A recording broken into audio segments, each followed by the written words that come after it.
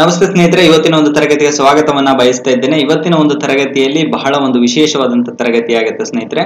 ನಾನು 2024-25 ಒಂದು ಬಜೆಟ್ ಅನ್ನ ಒಂದು ತಿಳಿಸ್ಬೇಕಾದ್ರೆ ನಿಮ್ಗೆ ಒಂದು ಮಾಹಿತಿಯನ್ನ ಹೇಳಿದೆ. ನಿಮ್ಗೆ ಗೌರ್ಮೆಂಟ್ ಸ್ಕೀಮ್ಸ್ ಗಳನ್ನ ಸ್ವಲ್ಪ ಮಾಹಿತಿಯನ್ನ ಹೆಚ್ಚಿನದಾಗಿ ನೀವು ಪಡ್ಕೋಬೇಕು. ಯಾಕೆಂದ್ರೆ ಬಜೆಟ್ ನಲ್ಲಿ ಅನುದಾನವನ್ನ ಕೊಟ್ಟಂತಹ ಸ್ಕೀಮ್ಸ್ ಗಳನ್ನ ಓದ್ಕೋಬೇಕಾಗುತ್ತೆ. ಯಾಕೆಂದ್ರೆ 2000ನೇ ಇಸ್ವಿಗೆ ಪ್ರಾರಂಭವಾದ ಯೋಜನೆಗಳು ಇರುತ್ತೆ. ನೀವು ಮಾರ್ಕೆಟ್ ಅಲ್ಲಿ ಸಿಗುವಂತಹ ಒಂದು ದಪ್ಪನ ಬುಕ್ ಗಳನ್ನ ನೀವು ತೆಗೆದುಕೊಂಡು ಬಂದ್ರೆ ಅವರು 2000ನೇ ಇಸ್ವಿಯಿಂದ 2024ರ ಇಸ್ವಿವರೆಗೂ ಆದಂತಹ ಯೋಜನೆಗಳ ಒಂದು ಪಟ್ಟಿಯನ್ನ ಮಾಡಿರ್ತಾರೆ.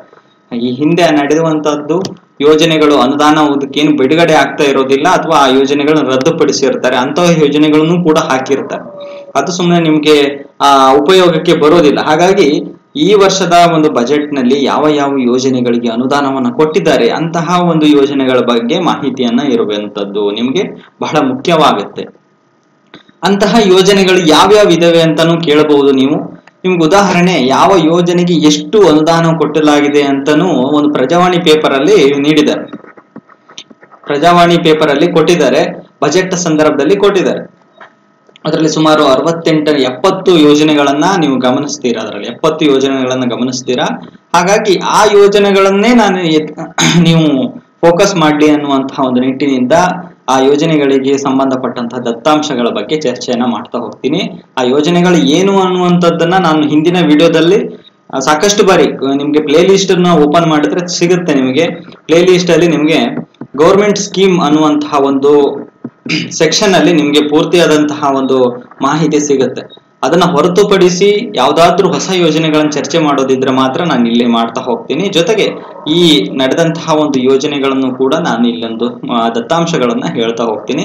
ಮೊದಲನೇದಾಗಿ ನಾವು ಯಾವ ಒಂದು ಯೋಜನೆ ಬಗ್ಗೆ ಒಂದು ತಿಳಿಸುವಂತದ್ದು ಅಂದ್ರೆ ಮಹಾತ್ಮ ಗಾಂಧಿ ರಾಷ್ಟ್ರೀಯ ಉದ್ಯೋಗ ಖಾತ್ರಿ ಯೋಜನೆ ಬಗ್ಗೆ ಮೊದಲನೇದಾಗಿ ತಿಳಿಸ್ತಾ ಹೋಗುವಂತದ್ದು. ನಿಮ್ಗೆಲ್ಲ ಗೊತ್ತಿದೆ, 2005ನೇ ಇಸ್ವಿಯಲ್ಲಿ ಬಂದಂತಹ ಒಂದು ಯೋಜನೆ ಇದಾಗಿರುತ್ತೆ. ಈ ಯೋಜನೆಗೆ ಸಂಬಂಧಪಟ್ಟಂತೆ ಏನ್ ಹೇಳಿಕೆಯನ್ನ ಕೊಟ್ಟಿದ್ದಾರೆ ಅನ್ನುವಂಥದ್ದು ಬಹಳ ಇಂಪಾರ್ಟೆಂಟ್ ಆಗುತ್ತೆ. ಯಾಕೆಂದ್ರೆ ವರ್ಷದಿಂದ ವರ್ಷಕ್ಕೆ ಉದ್ಯೋಗಸ್ಥರು ಈ ಒಂದು ಸೆಕ್ಷನ್ ನಲ್ಲಿ ಈ ಒಂದು ಸ್ಕೀಮ್ಸ್ ಅಲ್ಲಿ ಹೆಚ್ಚುತ್ತಾ ಹೋಗಿರುವಂಥದ್ದು. ಅದರಲ್ಲಿ ಬಹಳ ಮುಖ್ಯವಾಗಿ ಮಹಿಳೆಯರ ಪಾತ್ರ ಅನ್ನುವಂಥದ್ದು, ಮಹಿಳೆಯರ ಪಾತ್ರ ಹೆಚ್ಚಿನದಾಗಿ ಆಗ್ತಾ ಇರುವಂತದ್ದು. ಅಂದ್ರೆ ಮಹಿಳೆಯರ ನಿರುದ್ಯೋಗ ದರವೂ ಕೂಡ ಕಡಿಮೆ ಆಗ್ತಾ ಇದೆ ಅನ್ನುವಂಥದ್ದು ಕೂಡ ಈ ಒಂದು ಹೇಳಿಕೆಯಲ್ಲಿ ಕೊಟ್ಟಿರುವಂತದ್ದನ್ನ ನಾವು ನೋಡ್ತೇವೆ. ಅಂದ್ರೆ ಈ ಸ್ಕೀಮ್ಸ್ಗೆ ಸಂಬಂಧಪಟ್ಟಂತೆ ಮಹಿಳೆಯರ ಪಾತ್ರ ಈ ಸ್ಕೀಮ್ಸ್ಗೆ ಹೆಚ್ಚಿನದಾಗಿದೆ ಅನ್ನುವಂಥದ್ದು ಕೂಡ ಹೇಳಿದ್ದಾರೆ. 2021ನೇ ಒಂದು ಸಂದರ್ಭದಲ್ಲಿ ಸುಮಾರು ಈ ಒಂದು ಸ್ಕೀಮ್ಸ್ಗೆ 53.19% ಒಂದು ಭಾಗವಹಿಸುವಿಕೆ ಮಹಿಳೆಯರ ದರ ಇತ್ತು. ಈಗ ಈ ಸಂದರ್ಭದಲ್ಲಿ ಸುಮಾರು 60% ಬಂದಿರುವಂತದ್ದು ಒಂದು ಒಳ್ಳೆಯ ಸಂಗತಿ ಅನ್ನುವಂಥದ್ದು ಹೇಳಿಕೆಯನ್ನ ಕೊಟ್ಟಿರುವಂತದ್ದು. ಹಾಗೆ ಮಹಿಳೆಯರ ನಿರುದ್ಯೋಗ ದರವು ಕೂಡ 2017-18 ಸಾಲಿನ ಸಂದರ್ಭದಲ್ಲಿ 3.8% ಇತ್ತು. ಅದು ಇತ್ತೀಚೆಗೆ ಇಳಿಕೆ ಕಂಡು 1.8% ಕಡಿಮೆ ಆಗಿರುವುದು ಕೂಡ ಒಂದು ಒಳ್ಳೆಯ ಸಂಗತಿ ಅಂತನೂ ಕೂಡ ಸಚಿವಾಲಯ ಬಿಡುಗಡೆ ಮಾಡಿರುವಂತದ್ದು ದತ್ತಾಂಶಗಳನ್ನ. ನಂತರದಲ್ಲಿ MG ನರೇಗಾ ಅನ್ನುವಂಥದ್ದು ನಾನು ನಿಮ್ಗೆ ತಿಳಿಸ್ಕೊಟ್ಟೆ. ಇದು ಗ್ರಾಮೀಣ ಅಭಿವೃದ್ಧಿ ಸಚಿವಾಲಯದಿಂದ ಬಂದಂತಹ ಒಂದು ಯೋಜನೆ ಆಗಿರುವಂತದ್ದು. 2005ರಲ್ಲಿ ಈ ಯೋಜನೆ ಬಂತು. ಈ ಯೋಜನೆಯ ಒಂದು ಉದ್ದೇಶ ಅಂದ್ರೆ ಏನು ಅಂದ್ರೆ, ಕೆಲಸ ಮಾಡಲು ಯಾರಿಗೆ ಒಂದು ಆಸಕ್ತಿ ಇರುತ್ತೋ ಅವರಿಗೆ ಒಂದು 100 ದಿನಗಳ ಒಂದು ಉದ್ಯೋಗವನ್ನ ಕೊಡುವಂತಹ ಒಂದು ಭರವಸೆಯ ಒಂದು ಸ್ಕೀಮ್ ಅದು ಅನ್ನುವಂಥದ್ದು. ಅಂದ್ರೆ 100 ದಿನಗಳ ಒಂದು ಸ್ಕೀಮ್ ಇದಾಗಿರುತ್ತೆ. ಇಲ್ಲಿ ಅವರಿಗೆ ಸಂಬಂಧಪಟ್ಟಂತೆ ದಿನಗೂಲಿ ಇರುತ್ತೆ. ಆ ದಿನಗೂಲಿ ಕೊಡ್ಲಿಲ್ಲ ಅಥವಾ ಅಂದ್ರೆ ಅದಕ್ಕೂ ಸಂಬಂಧಪಟ್ಟಂತಹ ಒಂದು ವರದಿಗಳನ್ನು ಸಲ್ಲಿಸಬಹುದು. ಜೊತೆಗೆ ಇದೆಲ್ಲವನ್ನ ವಿಷಯವನ್ನ ಮಹಾತ್ಮ ಗಾಂಧಿ ಉದ್ಯೋಗ ಖಾತ್ರಿ ಯೋಜನೆ ಅನ್ನುವಂತಹ ಒಂದು ವಿಡಿಯೋದಲ್ಲಿ ನಾನು ತಿಳಿಸಿದ್ದೀನಿ. ಅದರ ಲಿಂಕ್ ಕೂಡ ನಾನು ಡಿಸ್ಕ್ರಿಪ್ಷನ್ ಬಾಕ್ಸ್ ನಲ್ಲಿ ಹಾಕಿದ್ದೇನೆ. ಡಿಸ್ಕ್ರಿಪ್ಷನ್ ಬಾಕ್ಸ್ ನಲ್ಲಿ ನೀವು ಚೆಕ್ ಮಾಡಿದ್ರೆ ಪೂರ್ಣ ಮಾಹಿತಿ ನಿಮ್ಗೆ ಸಿಗುತ್ತೆ ಸ್ನೇಹಿತರೆ. ಜೊತೆಗೆ ಈ ಒಂದು ಸ್ಕೀಮ್ಸ್ ಅಲ್ಲಿ ಸಕ್ರಿಯವಾಗಿ ಕೆಲಸಗಾರರ ಸಂಖ್ಯೆಯನ್ನು ನೋಡೋದಾದ್ರೆ 2023-24ರ ಒಂದು ಸಾಲಿನಲ್ಲಿ ಸುಮಾರು 14 ಕೋಟಿ ಇದರಲ್ಲಿ ಒಂದು ಸಕ್ರಿಯ ಕೆಲಸಗಾರರು ಇದೊಂದು ಗಮನಿಸುವಂತದ್ದು. ಹಾಗೆ ಕೆಲವೊಂದು ಸಾಧನೆಗಳನ್ನು ಕೂಡ ಈ ಸ್ಕೀಮ್ ಮಾಡಿರುವಂತದ್ದು. ಏನೇನು ಸಾಧನೆಗಳು ಮಾಡಿದೆ ಅಂದ್ರೆ ಸುಮಾರು 11 ಕೋಟಿ 11 ಕೋಟಿ ಒಂದು ಕುಟುಂಬಗಳಿಗೆ ಉದ್ಯೋಗವನ್ನ ಒದಗಿಸುತ್ತೆ ಅನ್ನುವಂಥದ್ದು. ಜೊತೆಗೆ 289 ಕೋಟಿ ವ್ಯಕ್ತಿ ದಿನಗಳ ಒಂದು ಉದ್ಯೋಗ ಸೃಷ್ಟಿಯನ್ನು ಕೂಡ ಈ ಒಂದು ಸ್ಕೀಮ್ ಮಾಡಿರ್ಪಟ್ಟಲಿದೆ. ಹಾಗೆಯೇ ಒಂದು ಮಹಿಳೆಯರ ಭಾಗವಹಿಸುವಿಕೆ ದರ ಎಷ್ಟಿದೆ ಅಂತಾನು ನಾನು ಆಗ್ಲೇ ನಿಮ್ಗೆ ಹೇಳಿದೆ. 56.19 ಒಂದು ಮಹಿಳೆಯರ ಒಂದು ಭಾಗವಹಿಸುವಿಕೆ ದರ ಇದೆ ಪರಿಶಿಷ್ಟ ಜಾತಿ ಪಂಗಡದವರು ಮತ್ತು SC/ST ಅವರಿಗೆ. ಅವರ ಒಂದು ಭಾಗವಹಿಸುವ ದರ ಕೂಡ ಹೆಚ್ಚಾಗಿರುವಂತದ್ದನ್ನ ಗಮನಿಸ್ತಾ ಹೋಗುವಂತದ್ದು. ಹಾಗಾದ್ರೆ ಒಂದು ಕ್ವಶನ್ ಅನ್ನ ಬಂದಿದೆ, UPSC ಒಂದು ಕ್ವಶನ್ ಬಂದಿದೆ 2011 ಈ ಸ್ಕೀಮ್ಸ್ಗೆ ಸಂಬಂಧಪಟ್ಟಂತ ಏನದರ ಉತ್ತರ ಅನ್ನುವಂಥದ್ದು ನೋಡ್ತಾ ಹೋಗೋಣ. ಮಹಾತ್ಮ ಗಾಂಧಿ ರಾಷ್ಟ್ರೀಯ ಉದ್ಯೋಗ ಖಾತ್ರಿ ಯೋಜನೆಯಿಂದ ಲಾಭ ಪಡೆಯಲು ಯಾರು ಅರ್ಹರು ಅಂತ ಕೇಳಿದೆ. ಆಪ್ಷನ್ ಎ ದಲ್ಲಿ ಪರಿಶಿಷ್ಟ ಜಾತಿ ಮತ್ತು ಪಂಗಡದ ಕುಟುಂಬದ ವಯಸ್ಕ ಸದಸ್ಯರು. ಆಪ್ಷನ್ ಬಿ ಬಡತನ ರೇಖೆಗಿಂತ ಕೆಳಗಿರುವಂತಹ BPL ಬಿಲೋ ಪಾವರ್ಟಿ ಲೈನ್ ಗಿಂತ ಕಡಿಮೆ ಇರುವಂತಹ ಕುಟುಂಬದ ವಯಸ್ಕ ಸದಸ್ಯರು. ಆಪ್ಷನ್ ಸಿ ಎಲ್ಲಾ ಹಿಂದುಳಿದ ಸಮುದಾಯಗಳ ಕುಟುಂಬಗಳ ವಯಸ್ಕ ಸದಸ್ಯರು, ಯಾವುದೇ ಮನೆಯ ವಯಸ್ಕ ಸದಸ್ಯರು. Option D is the right answer. ಇವರೆಲ್ಲರೂ ಬರುವಂತ SC ಅದಕ್ಕೆ ಯಾವುದೇ ರೀತಿಯಾದಂತಹ ಕೆಟಗರಿ ಇಲ್ಲ. ಪರಿಶಿಷ್ಟ ಜಾತಿಯೇ, ಪರಿಶಿಷ್ಟ ಪಂಗಡದವರು, ನೀವು 18 ವರ್ಷಕ್ಕೆ ಮೇಲ್ಪಟ್ಟವರು ಈ ಒಂದು ಉದ್ಯೋಗ ಚೀಟಿಯನ್ನ ಮಾಡಿಸ್ಕೋಬಹುದು ಅನ್ನುವಂಥದ್ದು ಕೂಡ ಇರುವಂತದ್ದು. ಇದಿಷ್ಟು ಈ ಒಂದು ಮಾಹಿತಿ ಇದಾಗಿತ್ತು ಸ್ನೇಹಿತರೆ. ಇನ್ನು ನಂತರದಲ್ಲಿ ರಾಷ್ಟ್ರೀಯ ಹೆದ್ದಾರಿ ಪ್ರಾಧಿಕಾರಕ್ಕೆ ಸಂಬಂಧಪಟ್ಟಂತೆ ಅನುದಾನ ಕೂಡ ಆಗಿದೆ, ಅದು ಕೂಡ ಒಂದು ಮಾಹಿತಿಯನ್ನ ನೋಡ್ತಾ ಹೋಗೋಣ. ಸುದ್ದಿಯಲ್ಲಿ ಏಕಿದೆ ಅನ್ನುವಂಥದ್ದು, ಇತ್ತೀಚೆಗೆ ಕೇಂದ್ರ ರಸ್ತೆ ಸಾರಿಗೆ ಹೆದ್ದಾರಿ ಸಚಿವರಾದಂತಹ ನಿತಿನ್ ಗಡ್ಕರಿ ಅವರು ಉತ್ತರಾಖಂಡದ ತನಕ್ಪುರದಲ್ಲಿ ಸುಮಾರು 2217 ಕೋಟಿ ರೂಪಾಯಿ ಮೌಲ್ಯದ ಒಂದು 8 ರಾಷ್ಟ್ರೀಯ ಉದ್ಯೋಗ ಹೆದ್ದಾರಿಗಳನ್ನ ಶಂಕುಸ್ಥಾಪನೆಯನ್ನ ಮಾಡ್ತಾ ಇದ್ದಾರೆ. ಅದಕ್ಕೆ ಸಂಬಂಧಪಟ್ಟಂತ ಮಾಹಿತಿ ಇದಾಗಿದೆ. ಇಲ್ಲಿ NHAI ಅನ್ನುವಂಥದ್ದು ಏನು ಅಂತ ತಿಳ್ಕೊಬೇಕಾಗುತ್ತೆ. National highway authority of India, ಭಾರತೀಯ ರಾಷ್ಟ್ರೀಯ ಹೆದ್ದಾರಿ ಪ್ರಾಧಿಕಾರ ಅಂತ ಕರಿತೇವೆ ನಾವು. ಇವರು ರಾಷ್ಟ್ರೀಯ ಹೆದ್ದಾರಿಗಳನ್ನ ಅಭಿವೃದ್ಧಿ ಪಡಿಸುವಂಥದ್ದು, ಅಲ್ಲಿ ಆಗು ಹೋಗುಗಳನ್ನ ಮಾಡುವಂಥದ್ದು, ರಸ್ತೆ ಕಾಮಗಾರಿ ಮಾಡುವಂಥದ್ದು, ಇದೆಲ್ಲ ಒಂದು ಉಸ್ತುವಾರಿಯನ್ನ ಇವರು ಕೈಗೊಳ್ಳುವಂಥದ್ದು. ಇದು 1988ರಲ್ಲಿ ಸಂಸತ್ತಿನ ಕಾಯ್ದೆಯ ಮೂಲಕವಾಗಿ ರಸ್ತೆ ಸಾರಿಗೆ ಮತ್ತು ಹೆದ್ದಾರಿಗಳ ಸಚಿವಾಲಯ ಆಡಳಿತಾತ್ಮಕ ನಿಯಂತ್ರಣದಲ್ಲಿ ಕೇಂದ್ರೀಯ ಪ್ರಾಧಿಕಾರವಾಗಿ ಭಾರತ ಒಂದು ಸರ್ಕಾರ ವಹಿಸಿಕೊಟ್ಟಂತಹ ಕೆಲಸವನ್ನ ಇದರಲ್ಲಿ ಒಂದು ಸ್ಥಾಪನೆಯನ್ನ ಮಾಡಲಾಯಿತು. ಇದು ಫೆಬ್ರವರಿ 1995ರಲ್ಲಿ ಇದರ ಒಂದು ಕಾರ್ಯವನ್ನ ಪ್ರಾರಂಭ ಮಾಡುತ್ತೆ. ನಂತರದಲ್ಲಿ ಪ್ರಾಧಿಕಾರವು ಪೂರ್ಣಾವಧಿಯ ಅಧ್ಯಕ್ಷರನ್ನ ಒಳಗೊಂಡಿರುತ್ತೆ ಇದು, ಹಾಗೂ ಕೇಂದ್ರ ಸರ್ಕಾರದಿಂದ ನೇಮಕಗೊಂಡಂತಹ 5ಕ್ಕಿಂತ ಹೆಚ್ಚು ಪೂರ್ಣಾವಧಿಯ ಸದಸ್ಯರು ಮತ್ತು 4 ಅರೆಕಾಲಿಕ ಒಂದು ಸದಸ್ಯರನ್ನ ಒಳಗೊಂಡಿರುವಂತದ್ದು ಇದೊಂದು ಪ್ರಾಧಿಕಾರ, ಇದು ಸಂಸ್ಥೆಯಾಗಿರುವಂತದ್ದು.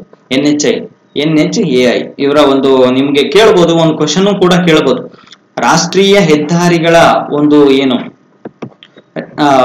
ಕಲ್ಲಿನ ಒಂದು ಚಿತ್ರ ಯಾವ ರೀತಿಯಾಗಿರುತ್ತೆ ಅನ್ನುವಂಥದ್ದು, ಯಾವ ಬಣ್ಣದಿಂದ ಕೂಡಿರುತ್ತೆ ಅನ್ನುವಂಥದ್ದು, ಅದನ್ನ ಕಾಮೆಂಟ್ ಬಾಕ್ಸ್ ನಲ್ಲಿ ನನಗೆ ತಿಳಿಸಿ ಸ್ನೇಹಿತರೆ. ಇನ್ನು ನಂತರದಲ್ಲಿ ನಿಮ್ಗೆಲ್ಲ ಗೊತ್ತೇ ಇದೆ ಜಲಜೀವನ್ ಮಿಷನ್. ಜಲಜೀವನ್ ಮಿಷನ್ಗೂ ಕೂಡ ಬಹಳ ಇಂಪಾರ್ಟೆಂಟ್ ಇದೆ. ಅದರ ಬಗ್ಗೆನೂ ಕೂಡ ರೀಸೆಂಟ್ ಆಗಿ ನಾನು ಒಂದು 2 ವೀಕ್ಸ್ ಹಿಂದೆ ಈ ಬಗ್ಗೆ ಒಂದು ತಿಳಿಸಿದ್ದೀನಿ. ಅದರ ಲಿಂಕ್ ಕೂಡ ನಾನು ತಿಳಿಸ್ತೇನೆ. ಕೇಂದ್ರದ ಪ್ರಮುಖ ಜಲಜೀವನ್ ಮಿಷನ್ JJM ರಾಜ್ಯದಲ್ಲಿ ಅನುಷ್ಠಾನಗೊಳಿಸುವಂತಹ ಉದ್ದೇಶದಿಂದ ರಾಜಸ್ಥಾನ ಸರ್ಕಾರ ನೀರಿನ ಇಂಜಿನಿಯರ್ಗಳಿಗೆ ತಳಮಟ್ಟದ ಪರಿಸ್ಥಿತಿಯನ್ನ ಮೇಲ್ವಿಚಾರಣೆ ಮಾಡಲು ಪರೀಕ್ಷಿಸಲು ನೀಡಿದಂತಹ ಒಂದು ಸೂಚನೆ ಕೂಡ ನಾವು ನೋಡ್ತಾ ಇದ್ದೇವೆ. ಇತ್ತೀಚೆಗೆ ಒಂದು ನಡೆದಂತದ್ದು. ಈ ಒಂದು ಮಿಷನ್ ನ ಅಡಿಯಲ್ಲಿ FHTP ಅಂದ್ರೆ ಫಂಕ್ಷನೇಬಲ್ ಹೌಸ್ ಟ್ಯಾಬ್ ಸಿಸ್ಟಮ್ ಅನ್ನ ತೆಗೆದುಕೊಂಡು ಬರಬೇಕು ಎಲ್ಲಾ ಒಂದು ಗ್ರಾಮಗಳಿಗೆ ಅನ್ನುವಂತಹ ಉದ್ದೇಶವನ್ನ ಹೊಂದಿರುವಂತದ್ದು. 2024ರ ವೇಳೆಗೆ ಹರ್ಘರ್ ನಲ್ ಸೆ ಜಲ್ ಅನ್ನುವಂತಹ ಒಂದು ಪರಿಕಲ್ಪನೆಯ ಅಡಿಯಲ್ಲಿ ಫಂಕ್ಷನಬಲ್ ಹೌಸ್ ಹೋಲ್ಡ್ ಟ್ಯಾಪ್ ಕನೆಕ್ಷನ್ ಅನ್ನ ತರಬೇಕು ಅನ್ನುವಂತಹ ಉದ್ದೇಶವನ್ನ ಹೊಂದಿರುವಂತದ್ದು ಈ ಒಂದು ಯೋಜನೆ ಆಗಿರುವಂತದ್ದು. ಅಂದ್ರೆ ಪ್ರತಿ ಮನೆಗೂ ಪ್ರತಿ ಹಳ್ಳಿಗೂ ಈ ಒಂದು ಯೋಜನೆ ತಲುಪಬೇಕು, ಎಲ್ರಿಗೂ ಕೂಡ ಶುದ್ಧವಾದಂತಹ ಕುಡಿಯುವ ನೀರಿನ ವ್ಯವಸ್ಥೆಯನ್ನ ಕಲ್ಪಿಸಿಕೊಡ್ಬೇಕು. ಹಾಗಾದ್ರೆ ಪ್ರತಿ ಮನೆಗೆ ಇಷ್ಟು ಲೀಟರ್ ಅನ್ನು ಕೊಡಲಾಗುತ್ತೆ, ಪ್ರತಿ ಮನೆಗೆ ಪ್ರತಿ ವ್ಯಕ್ತಿಗೆ ಆ ಮನೆಯ ಪ್ರತಿ ವ್ಯಕ್ತಿಗೆ 55 ಲೀಟರ್ ಅಂದ್ರೆ ಕೊಡುವಂತಹ ಒಂದು ವ್ಯವಸ್ಥೆಯನ್ನ ಈ ಒಂದು ಯೋಜನೆ ಮಾಡಿರುವಂತದನ್ನ ನಾವು ನೋಡ್ತಾ ಹೋಗ್ತೇವೆ. ಇದರ ಒಂದು ನಿಧಿಯ ಹಂಚಿಕೆಯನ್ನ ಗಮನಿಸೋದಾದ್ರೆ ಸ್ನೇಹಿತರೆ, ಇಲ್ಲಿ ಹಿಮಾಲಯದ ಅಥವಾ ಅಲ್ಲಿ ಈಶಾನ್ಯ ರಾಜ್ಯಗಳ ಒಂದು ಹಂಚಿಕೆಯನ್ನು ನೋಡೋದಾದ್ರೆ 90ರಷ್ಟು ಮತ್ತು 10ರಷ್ಟು, ಅಂದ್ರೆ ಕೇಂದ್ರ ಸರ್ಕಾರ 90ರಷ್ಟು, 10 ಆ ರಾಜ್ಯ ಸರ್ಕಾರಗಳು ಮಾಡುವಂತದ್ದು. ಕೇಂದ್ರಾಡಳಿತ ಪ್ರದೇಶ ಹಿಮಾಲಯದ ಮತ್ತು ಈಶಾನ್ಯ ರಾಜ್ಯಗಳಿಗೆ ಇದು ಸಂಬಂಧಪಟ್ಟರೆ, ಇನ್ನು ಕೇಂದ್ರಾಡಳಿತ ಪ್ರದೇಶಕ್ಕೆ 100ರಷ್ಟು ಅನುದಾನದ ಹಂಚಿಕೆಯನ್ನ ಕೇಂದ್ರ ಸರ್ಕಾರ ಮಾಡುವಂಥದ್ದು. ಉಳಿದ ರಾಜ್ಯಗಳಿಗೆ ಸಂಬಂಧಪಟ್ಟಂತೆ 50-50 ಶೇಕಡ 50-50ರಷ್ಟು, ಅಂದ್ರೆ 50 ಕೇಂದ್ರ ಸರ್ಕಾರ, 50% ರಾಜ್ಯ ಸರ್ಕಾರ ಅನುದಾನ ಹಂಚಿಕೆ ಮಾಡ್ಕೊಳ್ಳೋದಂತ ನೋಡುವಂಥದ್ದು. ಇದಿಷ್ಟು ಈ ಒಂದು ಯೋಜನೆಗೆ ಸಂಬಂಧಪಟ್ಟಂತಹ ಮಾಹಿತಿ ಆಗಿತ್ತು ಸ್ನೇಹಿತರೆ. ಇತ್ತೀಚೆಗೆ ನಿಮ್ಗೆಲ್ಲ ಗೊತ್ತೇ ಇದೆ, 17ನೇ ಕಂತನ್ನ PM ಕಿಸಾನ್ ನಿಧಿ, ನಿಮ್ಗೆಲ್ಲ ಗೊತ್ತಿದೆ, 2,000 ರೂಪಾಯಿಗಳ ಒಂದು PM ಕಿಸಾನ್ ನಿಧಿಯನ್ನ ಕೊಡ್ತಾ ಇರುವಂತದ್ದು. ಕಿಸಾನ್ ಸನ್ಮಾನ್ ನಿಧಿ ಅಂತನೂ ಕೂಡ ಇದನ್ನ ಕರೆಯುವಂಥದ್ದು. ಇಲ್ಲಿ 17ನೇ ಕಂತು ಯಾವಾಗ ಪ್ರಧಾನಮಂತ್ರಿ ಮೋದಿ ಅವರು ಈ ಒಂದು 3ನೇ ಪ್ರಧಾನಮಂತ್ರಿಗಳಾದ ನಂತರದಲ್ಲಿ ಮೊದಲ ಒಂದು ಕಡತಕ್ಕೆ ಸೈನ್ ಮಾಡಿರುವಂತದ್ದು ಇದೇ ಒಂದು ಕಡತಕ್ಕೆ ಸೈನ್ ಮಾಡಿರುವಂತದ್ದು. ಒಂದು 17ನೇ ಕಂತನ್ನ ಬಿಡುಗಡೆ ಮಾಡಿದ್ದಾರೆ. ಈ ಯೋಜನೆ ಅಡಿಯಲ್ಲಿ ಸುಮಾರು ವರ್ಷಕ್ಕೆ 6,000 ರೂಪಾಯಿಗಳ ಒಂದು ಕಂತನ್ನ ಕೊಡುವಂತದ್ದು. 2,000 ರೀತಿಯಲ್ಲಿ 3 ಕಂತನ್ನ ಒಂದು ರೈತರಿಗೆ ಒಂದು DBT ಮೂಲಕವಾಗಿ, ಡೈರೆಕ್ಟ್ ಬೆನಿಫಿಟ್ ಟ್ರಾನ್ಸ್ಫರ್ ನ ಮೂಲಕವಾಗಿ ಅವರವರ ಖಾತೆಗಳಿಗೆ ಒಂದು ಜಮೀನಿನ ಗಾತ್ರವನ್ನ ಲೆಕ್ಕಿಸದೆ ಒಂದು ವರ್ಗಾಯಿಸುವಂತ ಕೆಲಸ ಈ ಒಂದು ಯೋಜನೆಯಿಂದ ಆಗುವಂತದ್ದನ್ನ ನೋಡ್ತೇವೆ. PM ಕಿಸಾನ್ ನ ಅಡಿಯಲ್ಲಿ ಸುಮಾರು 3 ಲಕ್ಷ ಕೋಟಿ ಜನರು ಈ ಒಂದು ಯೋಜನೆಯಲ್ಲಿ ಭಾಗಿಯಾಗಿರುವಂತದ್ದು. ಇದನ್ನ ಫೆಬ್ರವರಿ 2019ರಿಂದ ಪ್ರಾರಂಭ ಮಾಡಿರುವಂತದ್ದು. ಇದರಲ್ಲಿ ರಾಜ್ಯ ಸರ್ಕಾರದ ಹಂಚಿಕೆ ಏನಿರೋದಿಲ್ಲ, ಕೇಂದ್ರ ಸರ್ಕಾರದಿಂದನೇ ದುಡ್ಡು ಬರುವಂತದ್ದು. ಶೇಕಡ 100ರಷ್ಟು ಅನುದಾನ ಕೇಂದ್ರ ಸರ್ಕಾರ ನೀಡುವಂತದ್ದನ್ನ ನಾವು ನೋಡ್ತೇವೆ. ಯಾವ ಸಚಿವಾಲಯ ಇದನ್ನ ಜಾರಿಗೆ ತಂದು ಬಂದಿರುವಂತದ್ದು? ಕೃಷಿ ಮತ್ತು ರೈತರ ಕಲ್ಯಾಣ ಸಚಿವಾಲಯ ಈ ಒಂದು ಯೋಜನೆಯನ್ನ ಜಾರಿಗೆ ತಂದು ಬಂದಿರುವಂತದ್ದನ್ನ ನಾವು ನೋಡುವಂತದ್ದು. ಅಂದ್ರೆ ರೈತರಿಗೆ ಆರ್ಥಿಕವಾಗಿ ಸ್ವಲ್ಪ ಬೆಂಬಲ ಕೊಡಬೇಕು ಅನ್ನುವಂಥದ್ದು. ಆರ್ಥಿಕವಾಗಿ ಏನಾದ್ರು ಅವರು ಹಿಂದೊಡಿತಾ ಇದ್ರೆ ಸ್ವಲ್ಪ ಈ ಒಂದು ಸಹಾಯಾರ್ಥವಾಗಿ ಅನುದಾನದ ಮೂಲಕವಾಗಿ ಅವರನ್ನ ಬೆಂಬಲಿಸುವಂತಹ ಕಾರ್ಯಕ್ಕೆ ಈ PM ಕಿಸಾನ್ ಬಂದಿರುವಂತದ್ದು. ಇನ್ನು ಪ್ರಧಾನಮಂತ್ರಿ ಆವಾಸ್ ಯೋಜನೆ, ಇದಕ್ಕೂ ಕೂಡ ಅನುದಾನಗಳು ಬಿಡುಗಡೆ ಆಗ್ತಾ ಇರುವಂತದ್ದು. ನೋಡಿ, ಇದರಲ್ಲಿ 2022ರ ವೇಳೆಗೆ ಎಲ್ರಿಗೂ ವಸತಿಯನ್ನ ಕಲ್ಪಿಸಿಕೊಡ್ಬೇಕು ಅನ್ನುವಂಥದ್ದು. ಇಲ್ಲಿ 2 ಯೋಜನೆಗಳು ಬರುತ್ತೆ. ಇಲ್ಲಿ ಪ್ರಧಾನಮಂತ್ರಿ ಆವಾಸ್ ಯೋಜನೆ ಗ್ರಾಮೀಣ ಮತ್ತು ಅರ್ಬನ್, ನಗರ 2 ಬರುತ್ತೆ. ಇಲ್ಲಿ ಗ್ರಾಮೀಣದ ಬಗ್ಗೆ ನಾನು ಚರ್ಚೆ ಮಾಡ್ತೀನಿ. ಇಲ್ಲಿ 2022ರ ವೇಳೆಗೆ ಎಲ್ರಿಗೂ ಕೂಡ ವಸತಿಯನ್ನ ಕಲ್ಪಿಸಬೇಕು ಅನ್ನುವಂತಹ ಇಚ್ಛೆಯಿಂದ ಈ ಒಂದು ಯೋಜನೆಯನ್ನು ತೆಗೆದುಕೊಂಡು ಬಂದ್ರು. ಈ ಹಿಂದೆ ಇದನ್ನ ಇಂದಿರಾ ಆವಾಸ್ ಯೋಜನೆ ಅಂತ ಕರಿತಾ ಇದ್ರು, IAY ಅಂತ ಕರಿತಾ ಇದ್ರು. ಈಗ ಪ್ರಧಾನಮಂತ್ರಿ ಆವಾಸ್ ಯೋಜನಾ G ಮತ್ತು H ಅನ್ನುವಂತಹ ಒಂದು ಹೆಸರಿನಿಂದ ಕರೆಯಲಾಗ್ತಾ ಇರುವಂತದ್ದು. ಈ ಹೆಸರನ್ನ ಯಾವಾಗ ಚೇಂಜ್ ಮಾಡಿದ್ರು? 2016ರ ನಂತರದಲ್ಲಿ ಈ ಹೊಸ ಹೆಸರನ್ನ ಕರೀತಾ ಇರುವಂತದ್ದು. ಗ್ರಾಮೀಣಾಭಿವೃದ್ಧಿ ಸಚಿವಾಲಯ ಈ ಒಂದು ಯೋಜನೆಯನ್ನ ತೆಗೆದುಕೊಂಡು ಬಂದಿರುವಂತದನ್ನ ನೋಡ್ತೇವೆ. ಕೇಂದ್ರಾಡಳಿತ ಮತ್ತು ರಾಜ್ಯದ ಒಂದು ಪ್ರದೇಶಗಳ ಫಲಾನುಭವಿಗಳಿಗೆ ಸುಮಾರು 2.85 ಕೋಟಿ ಮನೆಗಳನ್ನ ಮಂಜೂರು ಮಾಡಿರುವಂತದ್ದನ್ನು ನೋಡ್ತೇವೆ. ಮಾರ್ಚ್ 2023ರವರೆಗೆ ಸುಮಾರು 2.22 ಕೋಟಿ ಮನೆಗಳನ್ನ ಪೂರ್ಣಗೊಳಿಸಿರುವಂತದ್ದನ್ನು ಕೂಡ ನೋಡುವಂತ, ಸರ್ವರಿಗೂ ಸೂರನ್ನ ಕೊಡುವಂತಹ ಗುರಿಯನ್ನ ಇದು ಹೊಂದಿರುವಂತದ್ದು. ಮಾರ್ಚ್ 2022ರ ಅಂತ್ಯದ ವೇಳೆಗೆ ಕಚ್ಚಾ ಇದ್ದಂತಹ ಮನೆಗಳಿಗೆ, ಪಾಳು ಬಿದ್ದಂತಹ ಮನೆಗಳನ್ನ ಗುರುತಿಸಿ ಅವರಿಗೆ ಒಂದು ಒಳ್ಳೆಯ ಮನೆಯನ್ನ ಸೌಕರ್ಯವನ್ನ ಕಲ್ಪಿಸಿಕೊಡ್ಬೇಕು. ಮೂಲಭೂತ ಸೌಕರ್ಯ ಅಂದ್ರೆ ಅದೇ ಕುಡಿಯುವ ನೀರು, ವಸತಿ ಇವನ್ನೆಲ್ಲ ಕೊಡಬೇಕು ಅನ್ನುವಂತಹ ಗುರಿಯನ್ನ ಹೊಂದ್ಕೊಂಡಿರುವಂತದ್ದು. ಬಡತನ ರೇಖೆಗಿಂತ ಕೆಳಗಿರುವಂತಹ ಒಂದು ಜನರಿಗೆ ಈ ಒಂದು ಅನುದಾನದಲ್ಲಿ ಕೊಡುವಂತದ್ದನ್ನ ನಾವು ನೋಡ್ತೇವೆ. ಇದು ಗ್ರಾಮೀಣಕ್ಕೆ ಸಂಬಂಧಪಟ್ಟಂತೆ. ಇನ್ನು ಅರ್ಬನ್ಗೆ ಸಂಬಂಧಪಟ್ಟಂತದ್ದು ನಾನು ಚರ್ಚೆ ಮಾಡ್ತೇನೆ. ಇಲ್ಲಿ ಗ್ರಾಮೀಣಕ್ಕೆ ಸಂಬಂಧಪಟ್ಟಂತೆ ಅನುದಾನಗಳ ಹಂಚಿಕೆ ಕೂಡ ಇಲ್ಲಾಗತ್ತೆ. ಕೇಂದ್ರ ಇದರಲ್ಲಿ 60% ಒಂದು ಅನುದಾನವನ್ನ ನೀಡಿದ್ರೆ ರಾಜ್ಯ 40% ಅನುದಾನದಲ್ಲಿ ಹಂಚಿಕೆಯನ್ನ ಮಾಡ್ಕೊಂಡಿರುವಂತದ್ದು.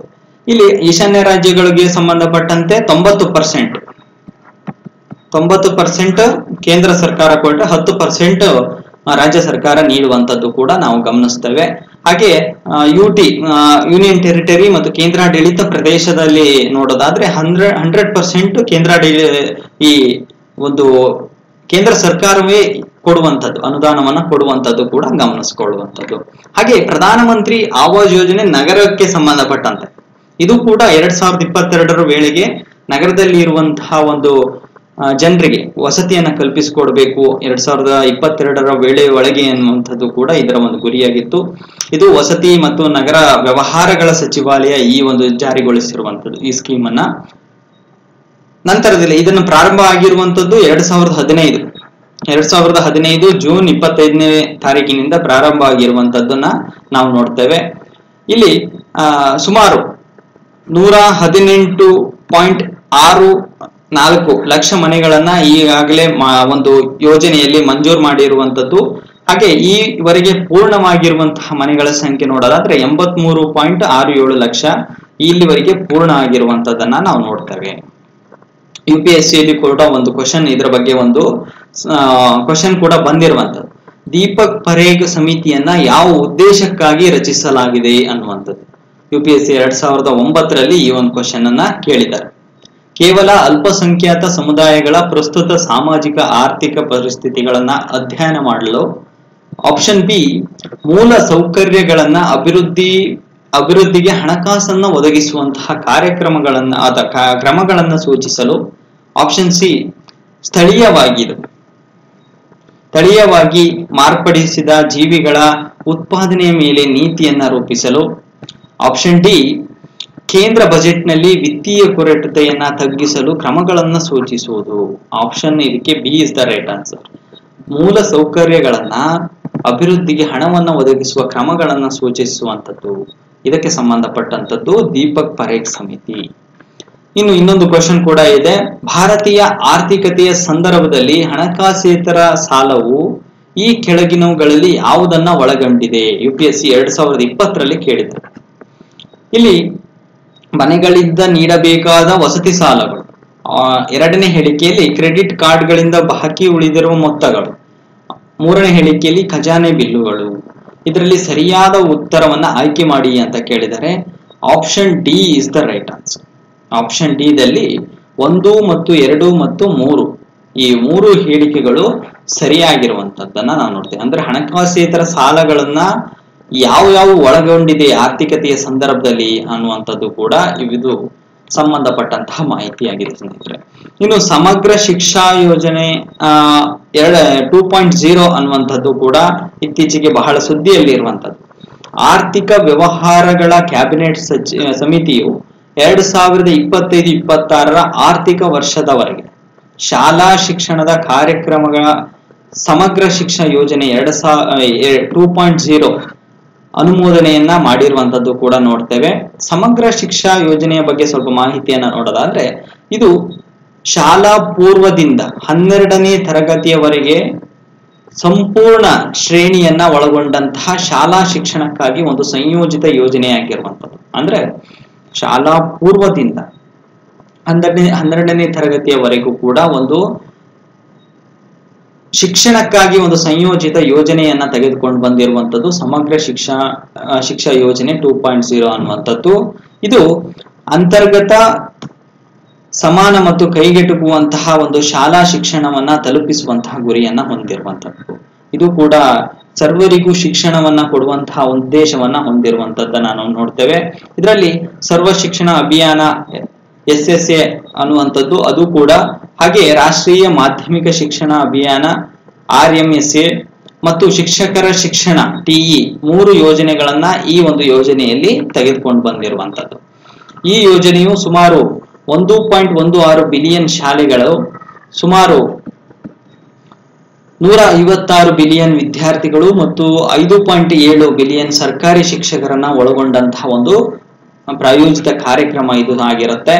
ಇಲ್ಲಿ ಕೇಂದ್ರ ಪುರಸ್ಕೃತ ಯೋಜನೆಯಾಗಿ ಈ ಒಂದು ಸರ್ವ ಶಿಕ್ಷಾ 2.0 ಅನ್ನುವಂಥದ್ದು ಬಂದಿರುವಂತದ್ದು.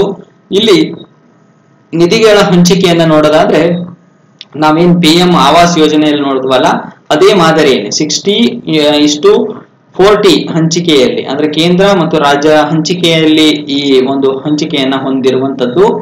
ಶಿಕ್ಷಣ ಸಚಿವಾಲಯ ಈ ಒಂದು ಯೋಜನೆಯನ್ನ 2018ರಿಂದ ಪ್ರಾರಂಭ ಮಾಡಿರುವಂತದ್ದನ್ನ ಕೂಡ ನಾವು ನೋಡ್ತೇವೆ. ಶಿಕ್ಷಣಕ್ಕೆ ಸಂಬಂಧಪಟ್ಟಂತೆ ನಿಪುಣ್ ಭಾರತ್ ಉಪಕ್ರಮ ಅನ್ನುವಂತಹ ಒಂದು ಕಾರ್ಯಕ್ರಮ ಕೂಡ ಜಾರಿಯಾಗಿದೆ. ಅದು ಕೂಡ ಇಂಪಾರ್ಟೆಂಟ್ ಆಗುತ್ತೆ.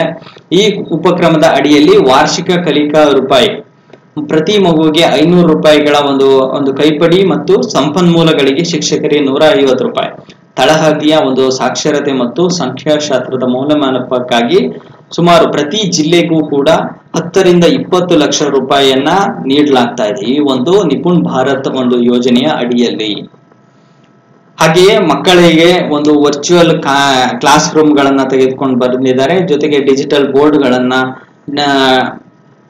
ಸಾಕಷ್ಟು ಕಾರ್ಯಕ್ರಮಗಳನ್ನ, ಸ್ಮಾರ್ಟ್ ಕ್ಲಾಸ್ ಗಳನ್ನ, ICT ಲ್ಯಾಬ್ ಗಳನ್ನ ಈ ಒಂದು ಯೋಜನೆಯಿಂದ ತೆಗೆದುಕೊಂಡು ಬಂದಿರುವಂತದನ್ನ ನಾವು ನೋಡುವಂಥದ್ದು. ಇದಿಷ್ಟು ಇವತ್ತಿನ ಒಂದು ಮಾಹಿತಿಯಾಗಿತ್ತು ಸ್ನೇಹಿತರೆ. ಮುಂದಿನ ಒಂದು ತರಗತಿಯಲ್ಲಿ ನಾನು ಮತ್ತೊಂದಿಷ್ಟು ಯೋಜನೆಗಳ ಬಗ್ಗೆ ಸ್ವಲ್ಪ ಮಾಹಿತಿಯನ್ನು ನಿಮ್ಮೊಂದಿಗೆ ಹಂಚಿಕೊಳ್ತಾ ಬರ್ತೀನಿ. ಕ್ಲಾಸ್ ನೋಡಿದ್ದಕ್ಕೆ ಥ್ಯಾಂಕ್ ಯು ಆಲ್.